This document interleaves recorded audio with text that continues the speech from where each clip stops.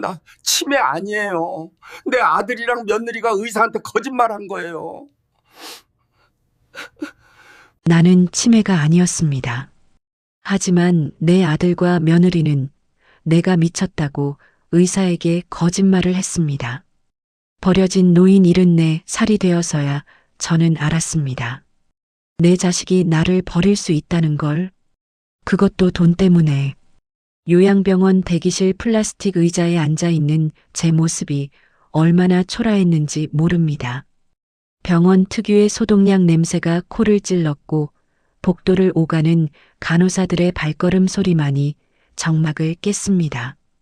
대기실 벽에 걸린 시계는 오후 2시를 가리키고 있었습니다. 아들 재민이가 아버지, 잠깐만 기다리세요.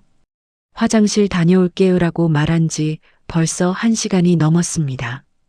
접수창구 직원이 저를 힐끔힐끔 쳐다봤습니다. 제 손에는 하얀 봉투 하나가 들려 있었습니다. 재민이가 건네준 봉투였습니다. 아버지, 이거 의사 선생님한테 드려야 해요라는 말과 함께 봉투 안에는 뭐가 들어 있을까요? 저는 열어보지 않았습니다. 아들을 믿었으니까요. 대기실에는 저 말고도 몇 명이 더 앉아 있었습니다. 휠체어에 앉은 할머니 한 분은 계속 중얼거렸고 그 옆에 앉은 보호자로 보이는 중년 여성은 핸드폰만 들여다보고 있었습니다. 창가 쪽에 앉은 할아버지는 고개를 떨군 채 꼼짝도 하지 않았습니다. 이곳에 오는 사람들은 모두 같은 표정을 하고 있었습니다. 체념과 외로움이 뒤섞인 표정이었습니다. 보호자분 어디 계세요? 간호사가 제게 물었습니다. 저는 복도 쪽을 가리켰습니다. 아들이 화장실 갔습니다. 간호사는 고개를 끄덕이더니 다시 자리로 돌아갔습니다. 시계 바늘은 2시 30분을 지나고 있었습니다. 제 무릎 위에 놓인 손을 내려다봤습니다. 주름투성이 손이었습니다. 평생 분필을 쥐고 칠판에 글씨를 쓰던 손이었습니다. 중학교 국어 교사로 35년을 일했습니다. 퇴직한 지도 벌써 10년이 넘었습니다. 그동안 저는 무엇을 했을까요? 아내를 떠나보내고 혼자 밥을 먹고 혼자 텔레비전을 보고 혼자 잠들었습니다. 오성우 환자분 보호자 계십니까? 스피커에서 제 이름이 불렸습니다. 저는 자리에서 일어났습니다. 하지만 보호자는 오지 않았습니다. 보호자가 잠깐 자리를 비웠는데요. 제가 말했습니다. 접수창구 직원이 난처한 표정을 지었습니다. 보호자 없이는 진료가 어려운데요. 그녀가 말했습니다. 그때 복도 끝에서 재민이가 나타났습니다. 아들은 서둘러 걸어왔지만 제 눈을 마주치지 않았습니다. 죄송합니다. 회사에서 급한 전화가 와서요. 재민이가 직원에게 말했습니다. 저한테 하는 말이 아니었습니다. 직원에게 하는 변명이었습니다. 들어가시죠. 간호사가 진료실 문을 열었습니다. 재민이가 앞장섰고 저는 그 뒤를 따랐습니다. 진료실 안은 생각보다 넓었습니다. 책상 뒤에 흰 가운을 입은 의사가 앉아 있었고 그 옆 의자에는 며느리 유라가 앉아 있었습니다. 왜 며느리가 여기 있지? 저는 재민이를 쳐다봤지만 아들은 여전히 제 눈을 피했습니다. 앉으세요. 의사가 제게 말했습니다. 저는 환자용 의자에 앉았습니다. 재민이는 제 옆이 아니라 유라 옆 의자에 앉았습니다. 가족이 둘로 나뉜 느낌이었습니다. 저 혼자 그리고 재민이와 유라 둘이. 의사는 책상 위에 놓인 서류들을 들여다봤습니다. 오늘 어떻게 오셨습니까? 의사가 물었습니다. 제가 대답하려는데 유라가 먼저 입을 열었습니다. 요즘 아버님이 많이 이상하세요. 유라의 목소리는 또박또박했고 감정이 없었습니다. 깜빡깜빡하시고 같은 말을 계속 반복하시고 밤에 배회하시고요. 제 입이 열렸습니다. 나는 멀쩡합니다. 제가 말했습니다. 하지만 아무도 제 말을 듣지 않았습니다. 의사는 유라를 쳐다보고 있었고 재민이는 바닥을 내려다보고 있었습니다. 구체적으로 어떤 증상이 있으신가요?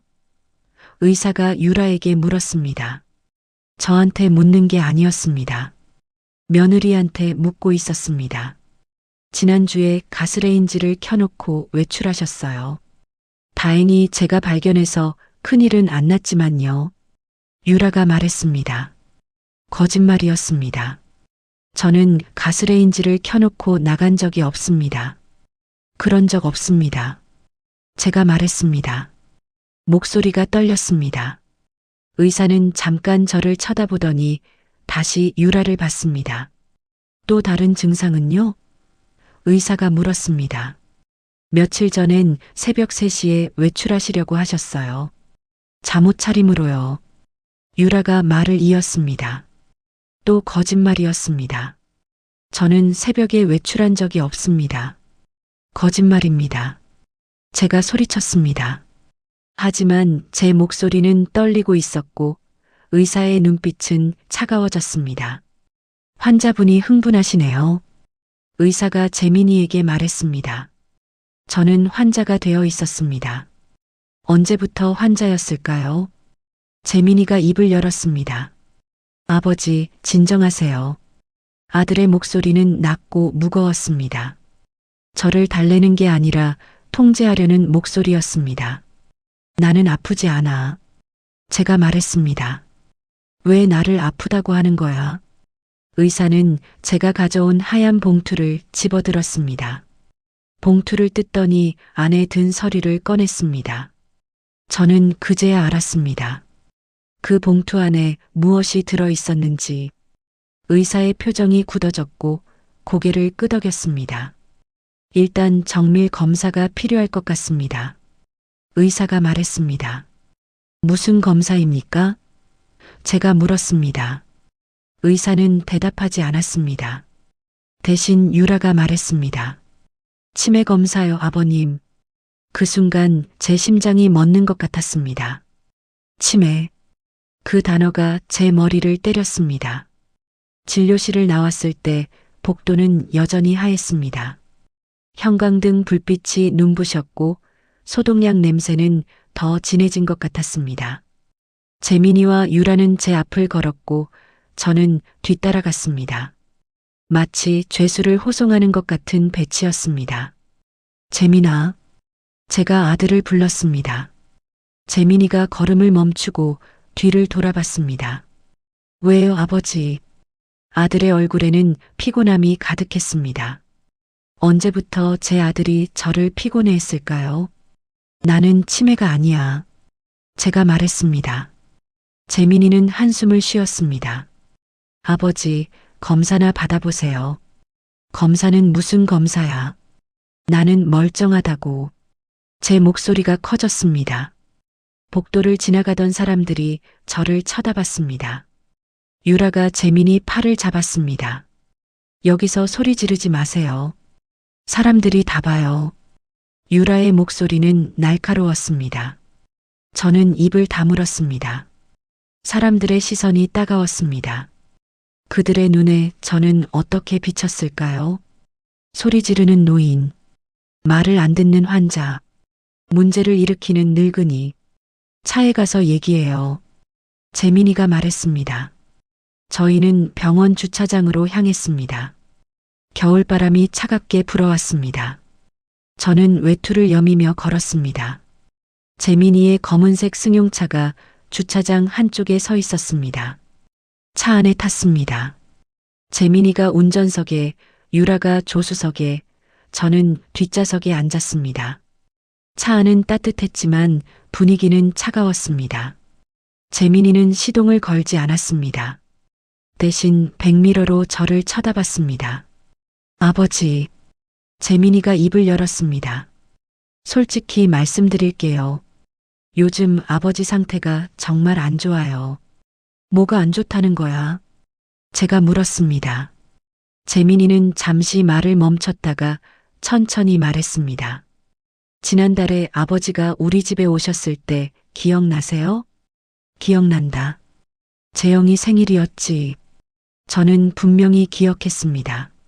손자 재영이의 10살 생일이었습니다. 그때 뭐 하셨는데요? 유라가 끼어들었습니다. 저는 유라를 쳐다봤습니다.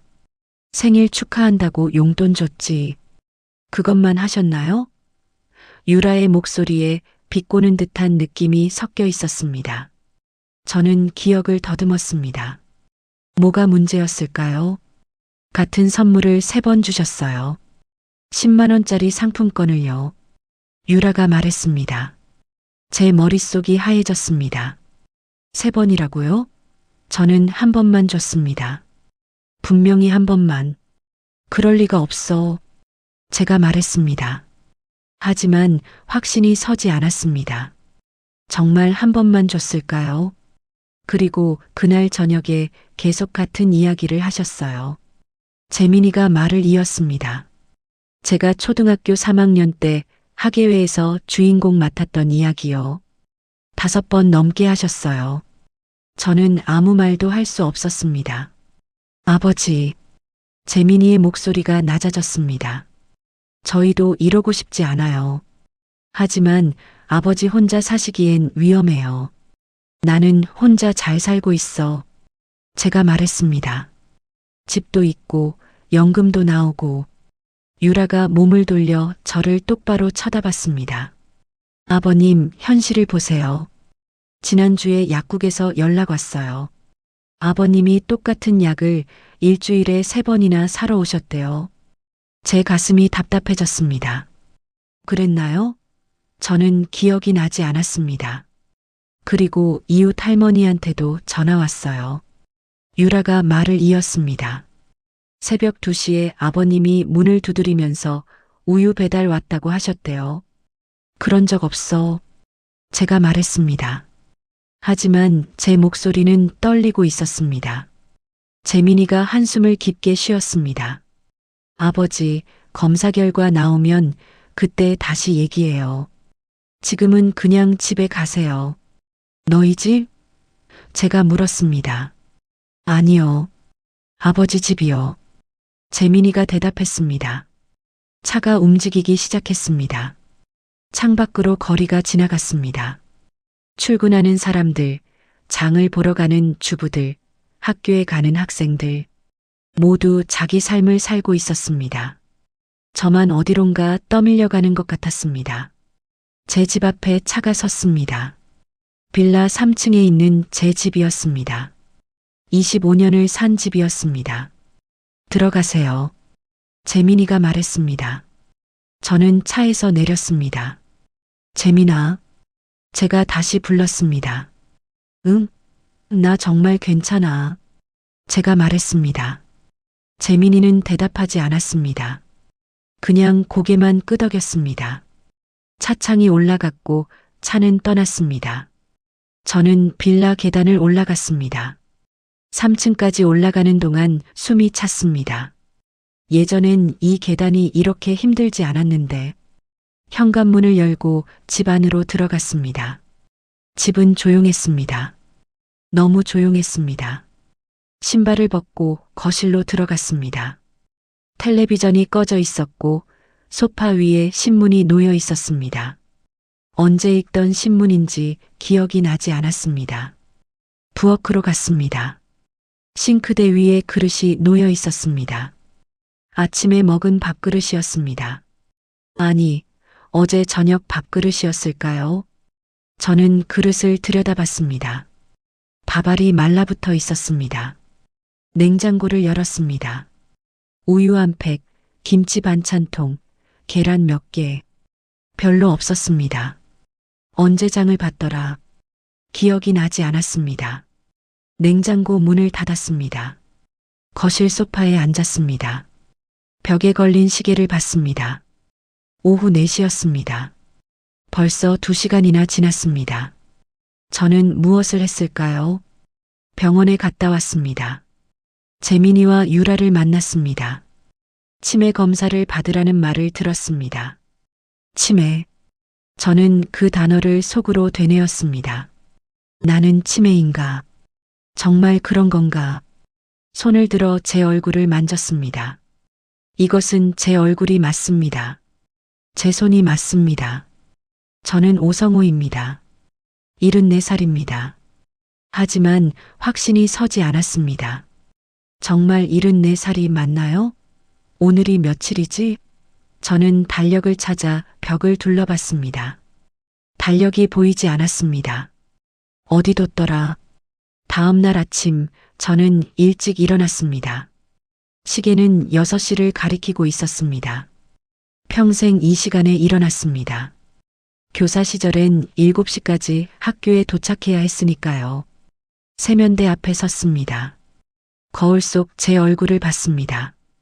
주름진 얼굴, 희끗한 머리카락, 처진 눈꺼풀. 이게 정말 저일까요? 언제 이렇게 늙었을까요? 수건으로 얼굴을 닦고 부엌으로 갔습니다. 밥을 지어야 했습니다. 쌀통을 열었습니다. 쌀이 얼마 남지 않았습니다. 장을 봐야겠습니다. 하지만 오늘은 아직 밥을 지을 수 있었습니다.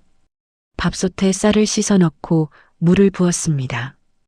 이 일은 몇십 년을 해왔습니다. 아내가 돌아가신 후로는 제가 혼자 다 했습니다. 설거지도, 빨래도, 청소도. 처음엔 서툴렀지만 이제는 익숙해졌습니다. 밥이 되는 동안 거실로 나왔습니다. 책장 앞에 섰습니다. 책장에는 책들이 빼곡히 꽂혀 있었습니다. 대부분 문학책이었습니다. 국어 교사였으니까요. 김동인, 이효석, 김유정, 황순원. 제가 학생들에게 가르쳤던 작가들이었습니다. 한 권을 꺼냈습니다. 황순원의 소나기였습니다. 표지가 낡았습니다. 몇 번이나 읽었는지 모릅니다. 책을 펼쳤습니다. 소녀는 개울가에서 소녀를 보자 곧 윤초신의 증손녀 딸인 줄 알았다. 첫 문장이 눈에 들어왔습니다. 저는 이 문장을 몇백 번도 넘게 읽었습니다. 학생들 앞에서 낭독도 했습니다. 선생님, 소년이 왜 소녀를 좋아했어요? 학생들이 물어보면 저는 이렇게 대답했습니다. 사랑은 이유가 없단다. 그냥 좋은 거지. 책을 덮었습니다. 그때가 좋았습니다. 학생들을 가르치던 시절이 칠판에 글씨를 쓰고 책을 읽어주고 질문에 답하고 그게 제 인생이었습니다. 퇴직한 지 10년이 넘었습니다. 퇴직식 날이 기억납니다. 교장 선생님이 꽃다발을 건네주며 말했습니다. 오 선생님 수고 많으셨습니다. 동료 교사들이 박수를 쳤습니다. 학생들이 편지를 써줬습니다. 그날 밤 집에 돌아와 편지를 읽었습니다. 선생님 덕분에 국어가 재밌었어요. 선생님 수업 시간이 제일 좋았어요. 그 편지들을 아직도 갖고 있습니다. 어디 뒀더라? 저는 책장 서랍을 열었습니다. 편지들이 봉투에 담겨 있었습니다. 한 장 한 장 꺼내 읽었습니다. 학생들의 글씨가 보였습니다. 서툰 글씨도 있고 또박또박한 글씨도 있었습니다. 선생님, 저 대학 합격했어요. 선생님이 응원해 주셔서 힘이 됐어요. 한 편지에 이렇게 적혀 있었습니다. 저는 그 학생을 기억했습니다. 성적이 안 좋아서 고민하던 아이였습니다. 제가 방과 후에 따로 불러 공부를 가르쳐 줬습니다. 그 아이가 결국 대학에 합격했다는 소식을 들었을 때 제가 더 기뻤습니다. 밥솥에서 김이 나기 시작했습니다. 밥이 다 된 것 같았습니다. 편지를 다시 봉투에 넣고 부엌으로 갔습니다. 밥솥 뚜껑을 열었습니다. 하얀 쌀밥이 김을 뿜어냈습니다. 밥 냄새가 좋았습니다. 식탁에 앉아 밥을 먹었습니다. 김치 몇 조각과 된장찌개를 데워 먹었습니다. 된장찌개는 어제 끓인 것이었습니다. 아니, 그제 끓인 것이었을까요? 맛이 조금 시큼했습니다. 하지만 먹을 만했습니다. 밥을 먹으면서 창밖을 봤습니다. 겨울 하늘이 흐렸습니다. 눈이 올 것 같았습니다. 아내가 살아있을 때는 이런 날이면 같이 밖에 나가곤 했습니다. 근처 공원을 산책하거나 시장에 가서 붕어빵을 사 먹거나 아내가 돌아간 지 5년이 되었습니다.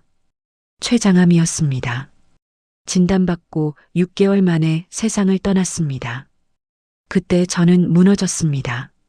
40년을 함께 산 사람이 어느 날 갑자기 사라진다는 게 믿어지지 않았습니다. 장례식장에서 재민이가 제 어깨를 두드렸습니다. 아버지, 힘내세요. 하지만 힘을 낼 수가 없었습니다. 아내의 빈자리가 너무 컸습니다. 집에 돌아와서도 아내를 찾았습니다. 여보, 밥 먹어요. 말을 걸다가 아내가 없다는 걸 깨달았습니다. 그 후로 혼자 살았습니다. 재민이가 같이 살자고 했지만 거절했습니다. 너희끼리 살아라. 나는 혼자 살 수 있어. 저는 정말 혼자 살 수 있다고 생각했습니다. 평생 성실하게 살아왔으니까요. 돈을 모았고 집도 있었고 연금도 나왔습니다. 집은 2빌라 3층이었습니다. 15평짜리 작은 집이었지만 제게는 충분했습니다. 25년 전에 샀습니다. 그때 이 동네가 개발된다는 소문이 있었습니다. 실제로 개발되었고 집값이 많이 올랐습니다.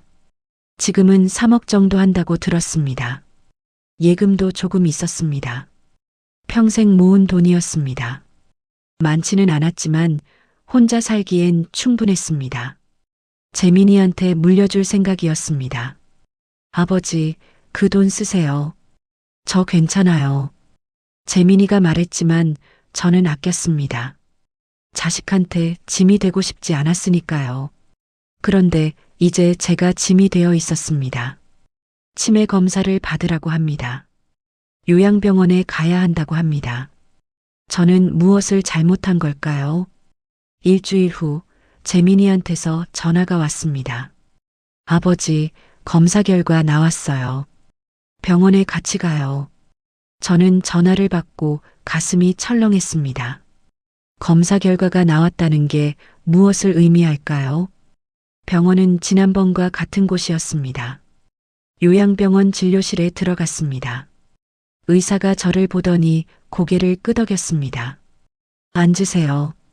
저는 앉았습니다. 재민이와 유라도 옆에 앉았습니다.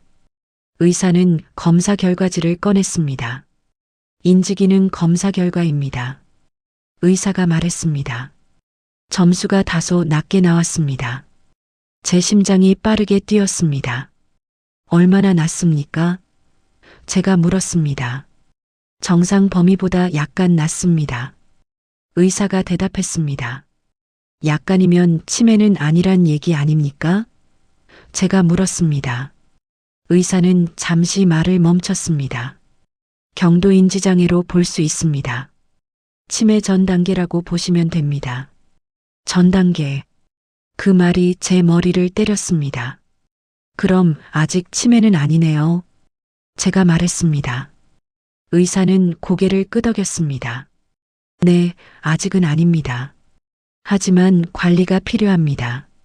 관리요? 제가 물었습니다. 정기적인 검진과 약물 치료, 그리고 안전한 환경이 필요합니다. 의사가 설명했습니다. 집에서 혼자 생활하시기엔 위험할 수 있습니다. 유라가 끼어들었습니다. 그럼 요양병원 입원이 필요하다는 말씀이시죠? 의사는 유라를 쳐다봤습니다. 가족 상황에 따라 다르긴 합니다만 안전을 위해서라면 그게 나을 수 있습니다. 저는 입이 열렸습니다. 잠깐만요. 저는 혼자 잘 살 수 있습니다. 아버지, 재민이가 제 말을 끊었습니다. 의사 선생님 말씀 들어보세요. 하지만 저는 듣고 싶지 않았습니다. 요양병원 입원이라니요. 그건 제가 더 이상 혼자 살 수 없다는 뜻이었습니다. 그건 제가 무능력하다는 뜻이었습니다. 진료를 마치고 밖으로 나왔습니다. 복도에서 재민이와 유라가 의사와 따로 이야기하고 있었습니다. 저는 멀리서 지켜봤습니다.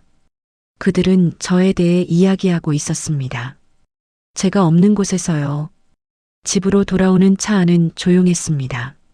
저는 뒷좌석에 앉아 창밖을 봤습니다. 유라가 먼저 입을 열었습니다. 아버님, 우리도 이러고 싶지 않아요. 하지만 아버님 안전이 제일 중요해요. 안전. 그 단어가 무엇을 숨기고 있을까요? 저는 유라를 쳐다봤습니다. 유라의 얼굴에서 무언가 다른 감정을 읽었습니다. 걱정이 아니었습니다. 계산이었습니다. 집 앞에 도착했습니다.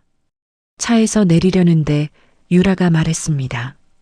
아버님, 그리고 한 가지 더 말씀드릴 게 있어요. 저는 멈춰섰습니다. 집 말이에요. 혹시 파실 생각 없으세요? 제 손이 떨렸습니다. 집을 왜 팔아? 아버님 혼자 사시는데 3억짜리 집이 필요하세요? 유라가 말했습니다. 팔아서 요양병원비 쓰시고 남는 돈은 재민이한테 주세요. 재민이 사업 자금도 필요하고요. 저는 믿을 수가 없었습니다. 이게 진짜 이유였습니다. 치매 검사도 요양병원도 다 집을 팔기 위한 핑계였습니다. 나는 안 팔아. 제가 말했습니다. 이 집은 내가 평생 모아서 산 거야. 아버님, 현실적으로 생각하세요. 유라의 목소리가 차갑게 식었습니다. 지금 혼자 사시는 것도 위험하고 돈도 필요하잖아요. 집 팔아서 요양병원 들어가시는 게 다 좋아요.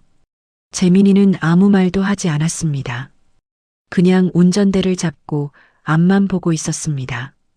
재민아, 제가 아들을 불렀습니다. 너도 엄마 생각이야? 재민이는 고개를 끄덕였습니다. 아버지, 유라 말이 맞아요. 제 가슴이 무너졌습니다. 아들마저 저를 버렸습니다. 아니, 처음부터 아들은 제 편이 아니었는지도 모릅니다. 알았다. 나 혼자 알아서 할게. 저는 차에서 내렸습니다. 현관문을 열고 집 안으로 들어갔습니다. 문을 닫고 등을 기댔습니다. 눈물이 났습니다. 74살에 처음 흘리는 눈물이었습니다. 이틀 후 재민이가 다시 찾아왔습니다. 이번엔 유라 없이 혼자였습니다. 아버지, 얘기 좀 해요. 재민이가 말했습니다. 저는 문을 열어줬습니다. 거실에 마주 앉았습니다. 재민이는 서류 봉투를 꺼냈습니다. 이게 뭐냐? 제가 물었습니다. 요양병원 입원 동의서예요. 재민이가 대답했습니다. 나는 안 간다고 했잖아. 제가 말했습니다. 아버지, 재민이의 목소리가 단호해졌습니다. 선택의 여지가 없어요. 의사 선생님이 입원이 필요하다고 했어요. 경도인지장애는 관리가 필요해요. 나는 멀쩡하다니까. 제가 소리쳤습니다. 하지만 재민이는 흔들리지 않았습니다. 서명하세요. 재민이가 서류를 내밀었습니다. 저는 서류를 밀어냈습니다. 안 해. 재민이는 한숨을 쉬었습니다. 그럼 법적으로 처리해야겠네요. 법적으로? 제가 물었습니다. 성년후견인 제도 아세요? 아버지가 스스로 판단할 능력이 없다고 판단되면 제가 법적 보호자가 됩니다. 제 입이 열렸습니다.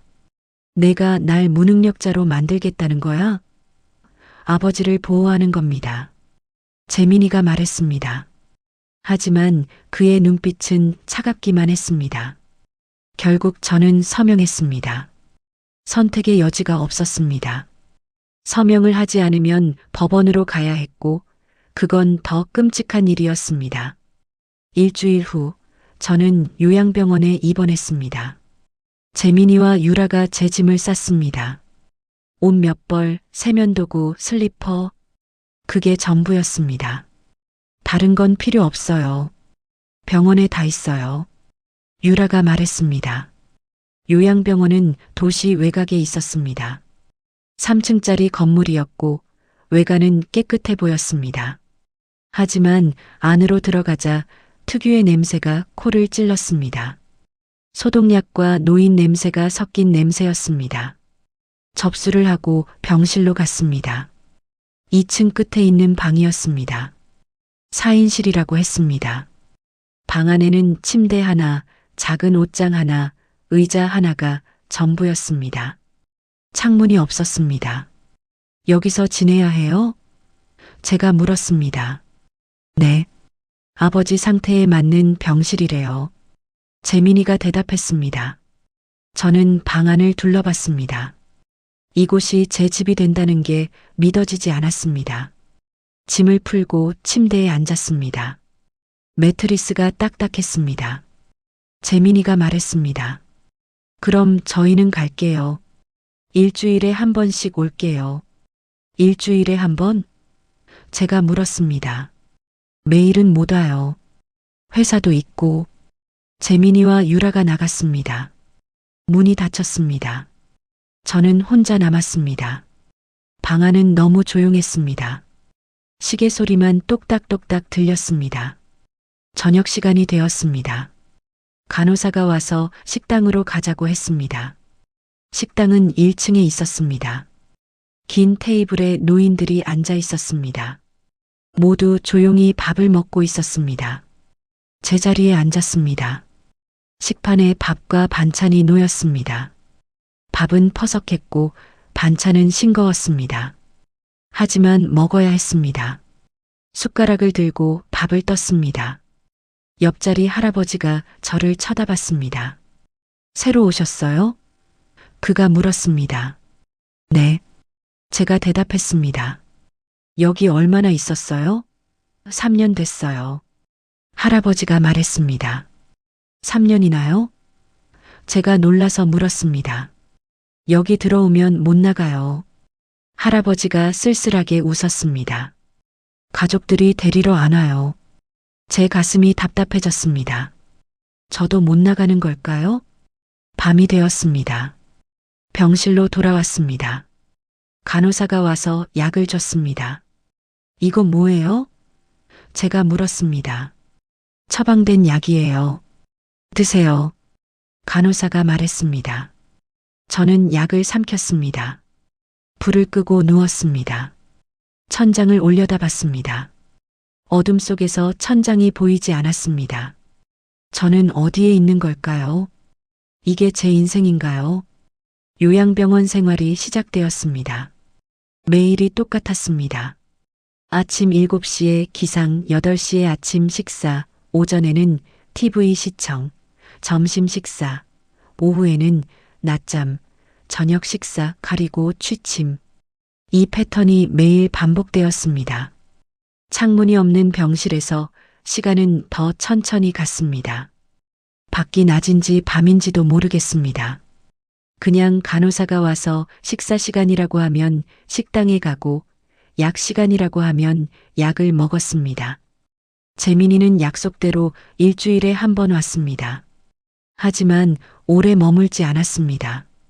10분, 길어야 20분 정도였습니다. 아버지, 괜찮으세요? 응. 잘 드세요? 응. 대화는 이게 전부였습니다. 그리고 재민이는 떠났습니다. 유라는 한 번도 오지 않았습니다. 손자 재영이도 오지 않았습니다. 저는 제 가족이 저를 잊어가고 있다는 걸 느꼈습니다. 입원한 지 한 달이 지났을 때 새로운 간병인이 왔습니다. 박은정이라는 분이었습니다. 50대 후반으로 보이는 여성이었습니다. 다른 간병인들과는 달리 부드러운 인상이었습니다. 안녕하세요, 할아버지. 저는 박은정이라고 해요. 그녀가 인사했습니다. 저는 고개를 끄덕였습니다. 예. 오늘부터 할아버지 담당할 거예요. 은정이 말했습니다. 은정은 다른 간병인들과 달랐습니다. 다른 간병인들은 기계적으로 일했습니다. 밥 먹이고 약 주고 씻기고 그게 전부였습니다. 하지만 은정은 달랐습니다. 말을 걸었습니다. 할아버지, 오늘 기분이 어떠세요? 은정이 물었습니다. 그냥 그래요. 제가 대답했습니다. 여기 온 지 얼마나 되셨어요? 한 달쯤요. 힘드시죠? 은정의 목소리에 진심이 담겨 있었습니다. 저는 은정을 쳐다봤습니다. 그녀의 눈빛이 따뜻했습니다. 힘들어요. 제가 솔직하게 말했습니다. 집에 가고 싶어요. 은정이 고개를 끄덕였습니다. 그러실 거예요. 다음 날부터 은정은 자주 제 병실에 들렀습니다. 다른 환자들도 돌봐야 했지만 유독 저한테 시간을 많이 썼습니다. 할아버지, 산책하실래요? 은정이 물었습니다. 산책이요? 네. 1층 정원에 나가면 좋아요. 정원은 병원 뒤편에 있었습니다. 작은 공간이었지만 나무 몇 그루와 벤치가 있었습니다. 햇빛이 따뜻했습니다. 얼마 만에 햇빛을 보는 건지 모르겠습니다. 벤치에 앉았습니다. 은정이 옆에 앉았습니다. 할아버지, 뭐 하시던 분이세요? 은정이 물었습니다. 교사였어요. 중학교 국어 선생. 제가 대답했습니다. 아, 그러셨구나. 멋지시네요. 옛날 얘기지. 제가 말했습니다. 지금은 아무것도 아니에요. 그런 말씀 마세요. 은정이 말했습니다. 할아버지는 훌륭하신 분이에요. 저는 은정을 쳐다봤습니다. 이 사람은 왜 이렇게 친절할까요? 은정 씨는 왜 이 일을 해요? 제가 물었습니다. 필요한 일이니까요. 은정이 대답했습니다. 그리고 저도 부모님이 계셨으니까요. 돌아가셨지만 자식은 없어요? 제가 물었습니다. 딸 하나 있어요. 대학생이에요. 은정이 웃었습니다. 혼자 키웠어요. 남편이 일찍 세상을 떠나서 힘들었겠네요. 그래도 이렇게 일하면서 살아왔어요. 저는 은정이라는 사람이 궁금해졌습니다. 혼자 딸을 키우며 간병인 일을 한다니 쉽지 않았을 텐데 얼굴에는 웃음이 있었습니다. 며칠 후 은정이 제 병실에 왔습니다. 할아버지, 제가 드릴 말씀이 있어요. 은정이 조심스럽게 말했습니다. 뭔데요? 할아버지, 정신 멀쩡하신 거 압니다. 제 심장이 뛰었습니다. 뭐라고요? 치매 아니시잖아요. 은정이 말했습니다. 제가 이 일 10년 넘게 했어요. 치매 환자들 많이 봤고요. 할아버지는 다르세요. 저는 믿을 수가 없었습니다. 누군가 제 말을 믿어준다니. 은정 씨, 제 목소리가 떨렸습니다. 저 정말 치매 아니에요. 아들이 저를 여기 집어넣은 거예요. 알아요. 은정이 고개를 끄덕였습니다. 그런 경우 많아요. 재산 때문에, 유산 때문에. 그럼 어떻게 해야 해요? 제가 물었습니다. 증거가 필요해요. 은정이 말했습니다. 할아버지가 멀쩡하시다는 증거요. 그날 밤부터 저는 기록을 시작했습니다. 은정이 공책 한 권과 펜을 몰래 갖다 줬습니다. 이거 숨겨두세요. 간호사들한테 들키면 안 돼요. 은정이 말했습니다. 저는 매일 밤 침대에 누워 그날 있었던 일을 적었습니다. 날짜, 시간, 무엇을 먹었는지, 누구를 만났는지, 무슨 대화를 했는지, 모든 걸 자세히 적었습니다. 2월 3일 월요일, 아침 7시 기상, 식사는 밥, 된장찌개, 김치, 재민이 오후 3시에 방문, 10분 정도 머물다 갔음. 내가 집에 가고 싶다고 했더니 아직은 안 돼요라고 대답함. 이런 식으로 적었습니다. 글씨를 쓰는 게 오랜만이었습니다. 손이 떨렸지만 또박또박 적었습니다. 교사 시절 칠판에 글씨를 쓰던 기억이 났습니다. 은정은 제가 적은 내용을 확인했습니다. 잘하셨어요, 할아버지. 이렇게 계속 기록하세요. 은정이 말했습니다. 이게 정말 도움이 될까요? 제가 물었습니다. 도움이 될 거예요. 할아버지가 정상적으로 생각하고 계신다는 증거니까요. 저는 더 열심히 적었습니다. 단순히 일과만 적는 게 아니라 제 생각도 적었습니다. 느낌도 적었습니다. 나는 왜 여기 있어야 하는가? 내가 무엇을 잘못했는가? 평생 성실하게 살았다. 학생들을 가르쳤다. 세금 내고 법 지키고 가족 먹여 살렸다. 그런데 왜 이런 대우를 받아야 하는가? 적다 보니 눈물이 났습니다. 공책에 눈물이 떨어졌습니다. 글씨가 번졌습니다. 저는 공책을 닫고 베개 밑에 숨겼습니다. 며칠 후 은정이 또 다른 걸 가져왔습니다. 신문이었습니다. 할아버지, 이것도 읽어보세요. 은정이 말했습니다. 신문이요? 네. 날짜 확인하시고 기사 내용도 기억하세요. 나중에 증거가 될 수 있어요. 저는 신문을 받아 읽었습니다. 정치 기사, 경제 기사, 사회 기사. 오랜만에 읽는 신문이었습니다. 세상이 돌아가는 걸 알 수 있었습니다. 제가 이곳에 갇혀 있는 동안에도 세상은 계속 움직이고 있었습니다. 신문을 읽고 나서 공책에 요약했습니다. 2월 10일자 신문. 대통령이 예산안 발표. 야당이 반발. 증시는 소폭 상승. 날씨는 영하 5도. 이렇게 매일 기록했습니다. 공책이 점점 채워졌습니다. 한 달이 지나자 공책 반이 찼습니다. 2달이 지나자 공책 한 권이 다 찼습니다. 은정이 새 공책을 갖다 줬습니다. 할아버지, 정말 대단하세요. 은정이 말했습니다. 이 정도면 충분한 증거가 돼요. 이제 뭘 해야 해요? 제가 물었습니다. 변호사를 만나야 해요. 은정이 대답했습니다. 변호사요? 네. 제가 아는 변호사가 있어요. 이런 케이스를 많이 다뤘대요. 은정이 설명했습니다. 노인 인권 전문 변호사예요. 희망이 보이기 시작했습니다. 어둠 속에서 작은 빛이 보였습니다. 저는 공책을 꼭 쥐었습니다. 이게 제 무기였습니다. 제가 정상이라는 증거였습니다. 하지만 조심해야 했습니다.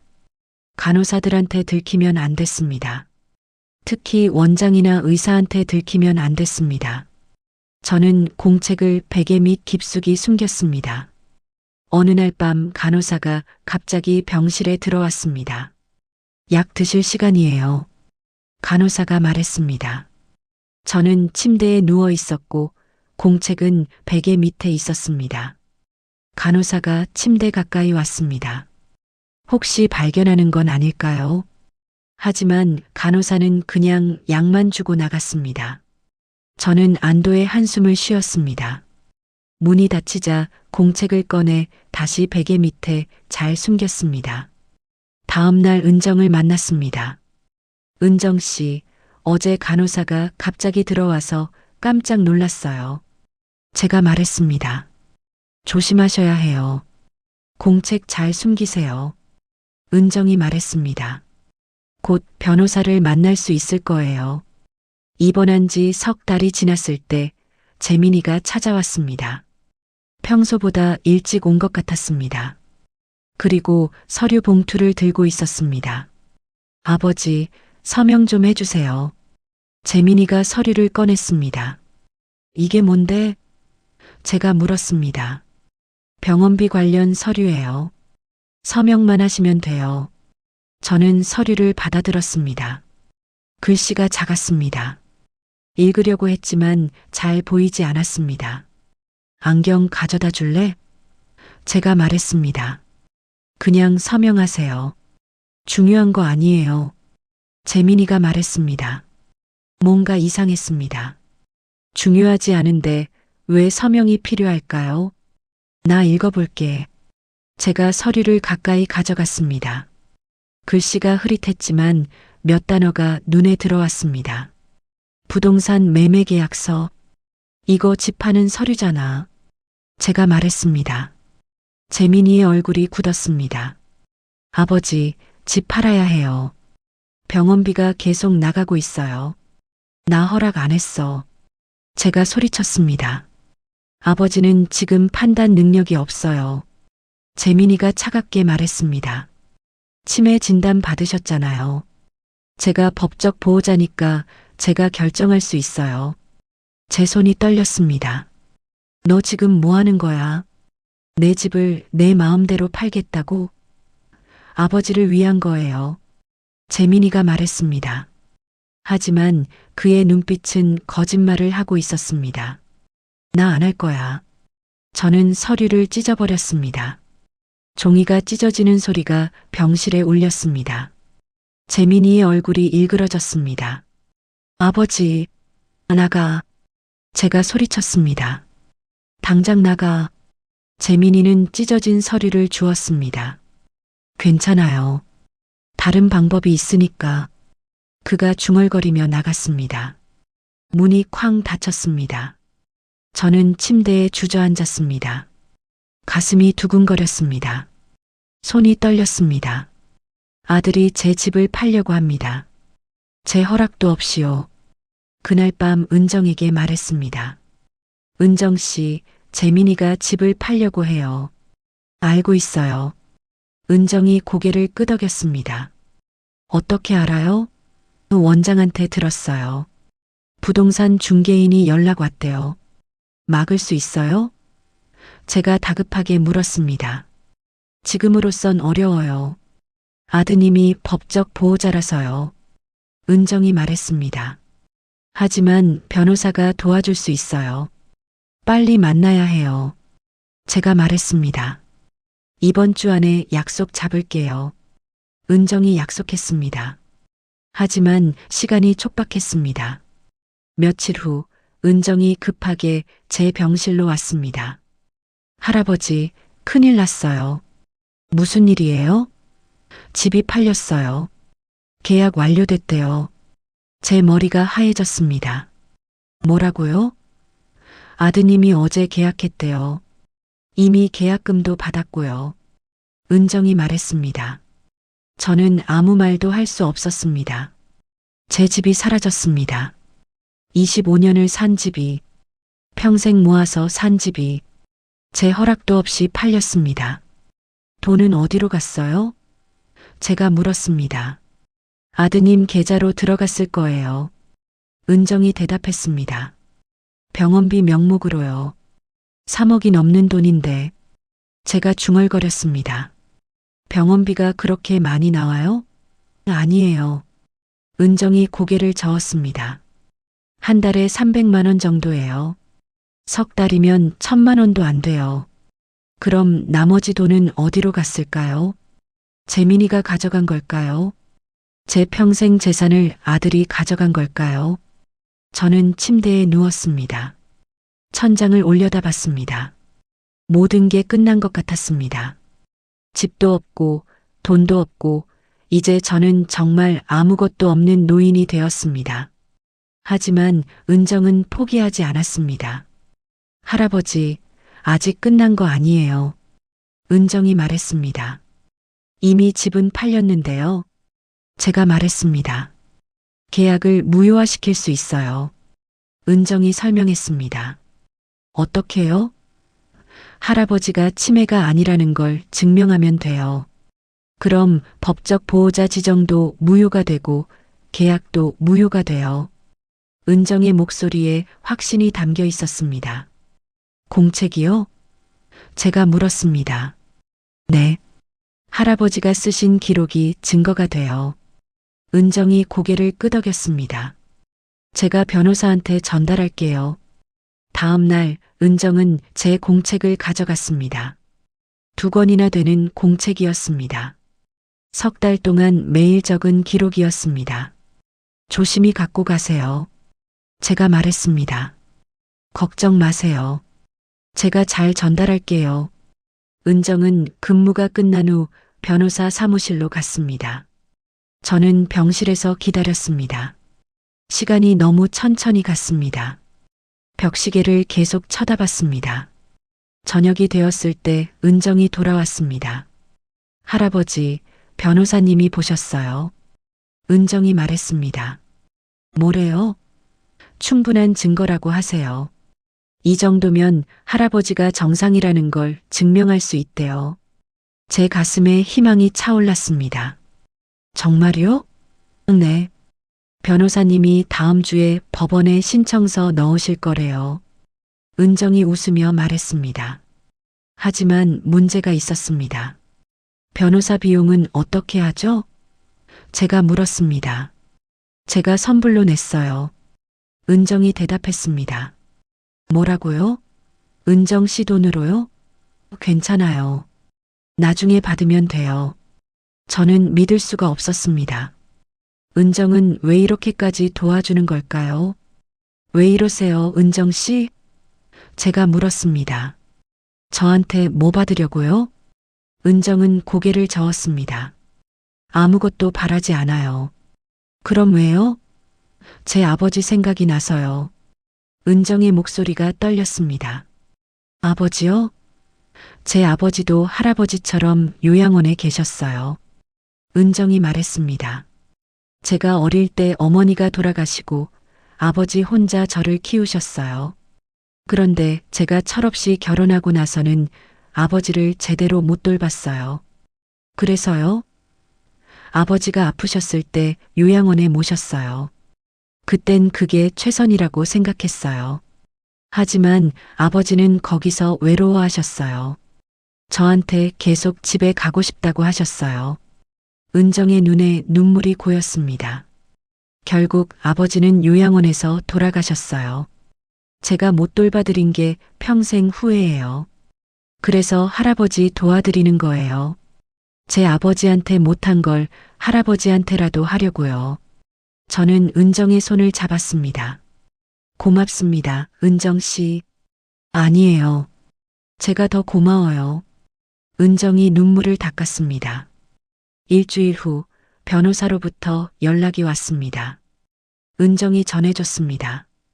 법원에 신청서 냈대요. 조만간 신문 날짜 잡힐 거래요. 신문. 그 단어가 무겁게 느껴졌습니다. 저는 법정에 서야 합니다. 제가 정상이라는 걸 증명해야 합니다. 떨렸습니다. 하지만 해야 했습니다. 할아버지, 연습해야 해요. 은정이 말했습니다. 연습이요? 네. 판사님 앞에서 말씀하셔야 해요. 또박또박 정확하게요. 그날부터 은정과 저는 연습했습니다. 은정이 판사 역할을 하고 저는 대답했습니다. 성함이 어떻게 되십니까? 오성호입니다. 나이는요? 74살입니다. 직업은요? 퇴직한 중학교 교사입니다. 매일 밤 연습했습니다. 같은 질문을 반복했습니다. 대답도 반복했습니다. 저는 틀리지 않으려고 집중했습니다. 한 글자도 빠뜨리지 않으려고 노력했습니다. 이 기회가 마지막이었습니다. 이번에 실패하면 정말 끝이었습니다. 저는 영원히 이곳에 갇히게 됩니다. 집도 없이, 재산도 없이, 자유도 없이. 신문 날짜가 잡혔습니다. 2주 후였습니다. 그 사이에 저는 계속 연습했습니다. 은정과 함께 밤마다 연습했습니다. 제 목소리가 떨리지 않도록, 대답이 정확하도록. 하지만 신문날이 오기 전에 예상치 못한 일이 벌어졌습니다. 어느 날 오후 병실 문이 열렸습니다. 간호사가 아니었습니다. 낯선 사람들이었습니다. 오성호 씨 계십니까? 한 남자가 물었습니다. 양복을 입고 있었습니다. 네, 저인데요. 제가 대답했습니다. 저는 김정훈 변호사입니다. 오 씨의 변호를 맡았습니다. 변호사였습니다. 은정이 말했던 그 변호사였습니다. 그 뒤로 두 사람이 더 들어왔습니다. 한 명은 경찰 제복을 입고 있었고 다른 한 명은 흰 가운을 입은 의사였습니다. 이분들은 경찰관과 정신과 전문의십니다. 변호사가 소개했습니다. 오늘 오 씨의 상태를 확인하러 왔습니다. 제 심장이 두근거렸습니다. 지금 확인하시는 건가요? 네. 법원 명령으로 긴급 조사가 진행됩니다. 변호사가 설명했습니다. 오 씨 아드님이 제출한 치매 진단서에 대한 재조사입니다. 의사가 앞으로 나왔습니다. 오성호 씨, 제가 몇 가지 질문을 드리겠습니다. 네. 제가 대답했습니다. 목소리가 떨렸지만 또박또박 말하려고 노력했습니다.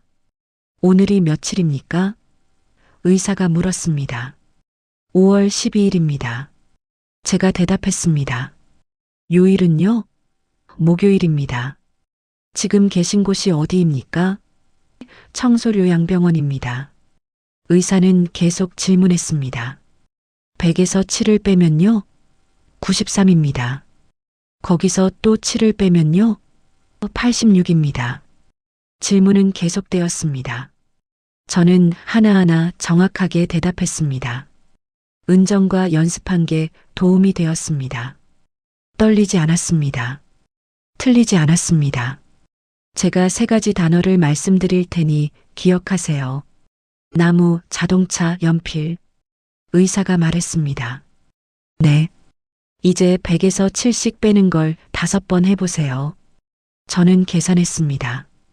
93, 86, 79, 72, 65. 좋습니다. 아까 제가 말씀드린 3단어가 뭐였습니까? 나무, 자동차, 연필입니다. 의사는 고개를 끄덕였습니다. 잘하셨습니다. 그리고 기록지에 뭔가를 적었습니다. 경찰관이 질문했습니다. 오성호 씨, 왜 이곳에 계십니까? 아들이 저를 여기 입원시켰습니다. 제가 대답했습니다. 이유가 뭡니까? 치매라고 했습니다. 하지만 저는 치매가 아닙니다. 제 목소리가 확고했습니다. 증거가 있습니까? 변호사가 물었습니다. 네. 제가 3달 동안 기록한 일기가 있습니다. 일기요? 매일 날짜, 시간, 일어난 일들을 기록했습니다. 은정 씨가 변호사님께 전달했을 겁니다. 변호사는 가방에서 공책 2권을 꺼냈습니다. 제 공책이었습니다. 이게 맞습니까? 네, 제가 쓴 겁니다. 변호사가 공책을 펼쳤습니다. 제 글씨가 보였습니다. 떨리는 손으로 적었지만 또박또박한 글씨였습니다. 이 기록을 보면 오 씨가 정상적인 인지 능력을 가지고 계신다는 게 분명합니다. 변호사가 말했습니다. 의사도 공책을 보았습니다. 몇 페이지를 넘기더니 고개를 끄덕였습니다. 이 정도 기록을 남길 수 있다면 치매 환자가 아닙니다. 의사가 말했습니다. 치매 진단은 오진입니다. 오진. 그 단어가 제 귀에 들렸습니다. 저는 치매가 아닙니다. 의사가 공식적으로 인정했습니다. 경찰관이 물었습니다. 그럼 왜 치매 진단이 나온 겁니까? 그건 조사가 필요합니다. 변호사가 대답했습니다. 아드님과 담당 의사의 진술을 들어야 합니다. 그때 복도에서 소리가 들렸습니다. 누군가 서둘러 오는 발소리였습니다. 병실 문이 열렸습니다. 재민이었습니다. 유라도 함께 있었습니다. 여기서 뭐 하시는 겁니까? 재민이가 경찰관을 보며 물었습니다. 오성호 씨의 상태를 조사 중입니다. 경찰관이 대답했습니다. 아버지는 치매 환자입니다. 무슨 조사를 하는 겁니까? 치매가 아닙니다. 의사가 말했습니다. 재검사 결과 오 씨는 정상입니다. 재민이의 얼굴이 창백해졌습니다. 뭐라고요? 아드님이 제출하신 진단서는 오진입니다. 유라가 끼어들었습니다. 말도 안 돼요. 우리 담당 의사한테 확인받은 겁니다. 그 담당 의사도 조사 대상입니다. 경찰관이 말했습니다. 진단서 위조 혐의가 있습니다. 재민이가 뒤로 물러섰습니다. 진단서 위조요? 네. 그리고 오 씨의 재산을 무단으로 처분한 것도 조사 중입니다. 경찰관이 수첩을 꺼냈습니다. 오재민 씨, 동행 부탁드립니다. 나 잘못한 거 없어요. 재민이가 소리쳤습니다. 아버지를 위한 거였어요. 법정에서 해명하시죠. 경찰관이 차갑게 말했습니다. 경찰이 재민이와 유라를 데리고 나갔습니다. 병실은 다시 조용해졌습니다. 저는 침대에 앉아 있었습니다. 방금 무슨 일이 벌어진 건지 실감이 나지 않았습니다. 변호사가 제 옆에 앉았습니다. 오 씨, 이제 괜찮습니다. 변호사가 말했습니다. 하지만 아직 끝난 게 아닙니다. 재판이 남아 있습니다. 재판이요? 네. 아드님의 횡령 혐의와 진단서 위조 혐의에 대한 재판입니다. 그리고 부동산 매매 계약 무효화 소송도 진행해야 합니다. 제 머리가 복잡했습니다. 재판, 소송, 혐의. 이런 단어들이 낯설었습니다. 평생 법과는 무관하게 살았는데 이제 법정에 서야 한다니. 걱정하지 마세요. 변호사가 말했습니다. 제가 도와드리겠습니다. 오 씨는 피해자이고 승소 가능성이 높습니다. 그날 저녁 은정이 왔습니다. 할아버지, 들었어요. 은정이 웃으며 말했습니다. 정말 잘 됐어요. 은정 씨 덕분이에요. 제가 말했습니다. 은정 씨 아니었으면 저 여기서 평생 살았을 거예요. 아니에요. 할아버지가 포기하지 않으셨으니까 가능한 일이에요. 은정이 말했습니다. 이제 곧 나가실 수 있어요. 나간다. 그 말이 믿어지지 않았습니다. 정말 이곳을 나갈 수 있을까요? 한 달 후 재판이 열렸습니다. 법정은 처음 가보는 곳이었습니다. 엄숙하고 차가운 분위기였습니다. 판사가 앞에 앉아 있었고 양쪽에 변호사들이 앉아 있었습니다. 재민이와 유라도 있었습니다. 피고석에 앉아 있었습니다. 재민이는 제 눈을 마주치지 않았습니다. 유라는 고개를 숙이고 있었습니다. 재판이 시작되었습니다. 검사가 재민이를 신문했습니다. 피고는 피해자의 치매 진단서를 위조했습니까? 위조한 게 아닙니다. 의사 선생님이 그렇게 진단했어요. 하지만 재검사 결과 피해자는 치매가 아닌 것으로 밝혀졌습니다. 그건 오진이었을 뿐입니다. 재민이가 변명했습니다. 피고는 피해자의 부동산을 무단으로 매각했습니까? 아버지를 위한 거였어요. 병원비를 내야 했으니까요. 병원비는 한 달에 300만 원입니다. 그런데 피고는 3억 원이 넘는 부동산을 매각했습니다. 나머지 돈은 어디로 갔습니까? 재민이는 대답하지 못했습니다. 검사가 증거 자료를 제출했습니다. 피고의 통장 내역입니다. 부동산 매각 후 2억 5천만 원이 피고 명의 통장으로 입금되었습니다. 법정이 술렁였습니다. 판사가 재민이를 쳐다봤습니다. 피고 해명하시겠습니까? 저는 사업 자금이 필요했습니다. 재민이의 목소리가 떨렸습니다. 빚이 있었고 어쩔 수 없었습니다. 제 가슴이 아팠습니다. 아들이 저를 배신한 이유가 돈이었습니다. 그저 돈 때문이었습니다. 재판은 계속되었습니다. 유라도 신문 받았습니다.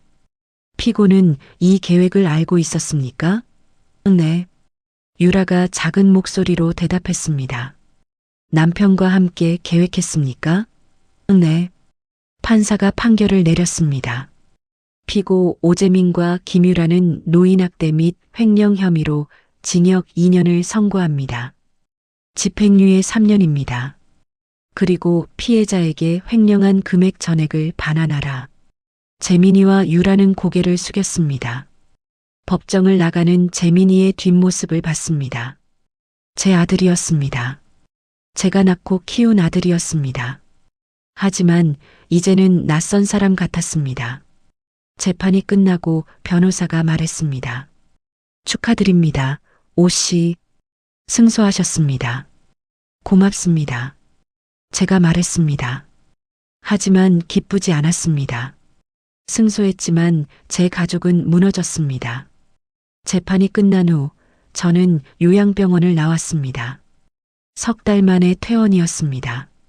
밖으로 나오자 햇빛이 눈부셨습니다. 바람이 불었습니다. 자유의 느낌이었습니다. 은정이 저를 배웅했습니다. 할아버지, 어디로 가실 거예요? 아직 모르겠어요. 제가 대답했습니다. 집은 이미 팔렸고 새 집주인이 들어가 있었습니다. 일단 제 집에 계세요. 은정이 말했습니다. 은정 씨 집이요? 네. 좁지만 괜찮아요. 제 딸도 좋아할 거예요. 저는 은정의 집에서 한 달을 보냈습니다. 작은 빌라였지만 따뜻했습니다. 은정의 딸 지은이는 대학생이었습니다. 예쁘고 착한 아이였습니다. 저를 할아버지라고 불렀습니다. 할아버지, 밥 드세요. 지은이가 아침을 차려줬습니다. 같이 식탁에 앉아 밥을 먹었습니다. 가족 같은 느낌이었습니다.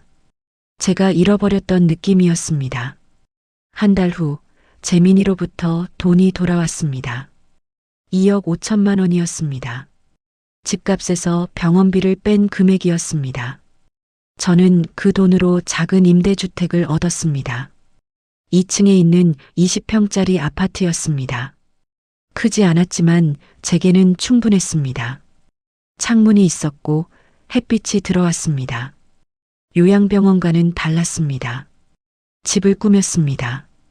책장을 들여놓고 예전에 모았던 책들을 샀습니다. 황순원, 김동인, 이효석. 제가 사랑했던 작가들이었습니다.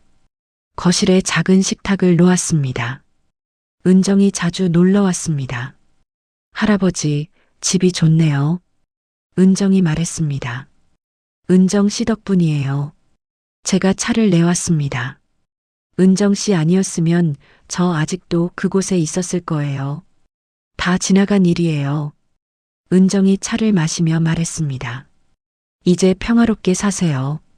평화롭게. 저는 그 단어를 되뇌었습니다. 평화. 오랜만에 느끼는 감정이었습니다. 창밖을 봤습니다. 아이들이 놀이터에서 놀고 있었습니다. 할머니들이 벤치에 앉아 이야기하고 있었습니다. 평범한 일상이었습니다. 하지만 제게는 소중한 일상이었습니다. 재민이한테서는 연락이 없었습니다. 손자 재영이도 보지 못했습니다. 가족이 사라진 것 같았습니다. 하지만 슬프지 않았습니다. 오히려 홀가분했습니다. 어느 날 은정이 지은이와 함께 왔습니다. 할아버지, 저희가 만든 거예요. 지은이가 김치찌개를 들고 왔습니다. 고마워. 저는 웃으며 받았습니다. 같이 밥을 먹었습니다. 김치찌개가 맛있었습니다. 웃음소리가 집안에 퍼졌습니다. 이게 가족이구나 싶었습니다. 피가 섞이지 않아도 가족이 될 수 있었습니다. 할아버지, 건강 조심하세요. 은정이 떠나며 말했습니다. 은정 씨도요. 또 올게요. 언제든지 오세요. 문을 닫고 혼자 남았습니다. 조용했지만 외롭지 않았습니다. 창밖으로 해가 지고 있었습니다. 노을이 아름다웠습니다. 저는 책장 앞에 섰습니다. 소나기를 꺼냈습니다. 첫 페이지를 펼쳤습니다. 소녀는 개울가에서 소녀를 보자 곧 윤초신의 증손녀 딸인 줄 알았다. 익숙한 문장이었습니다.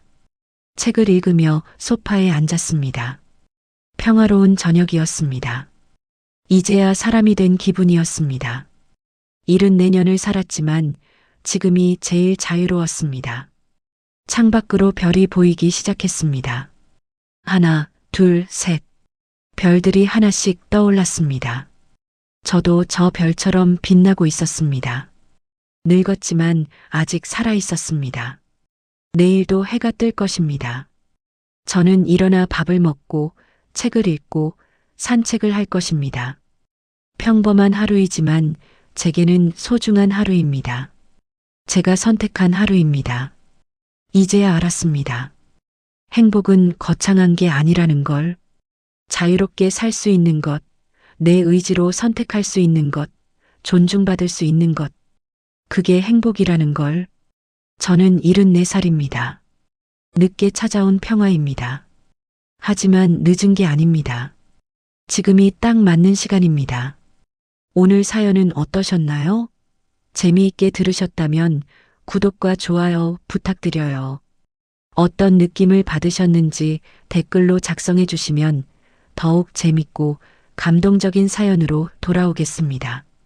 감사합니다. 마르쿠 치약이었습니다.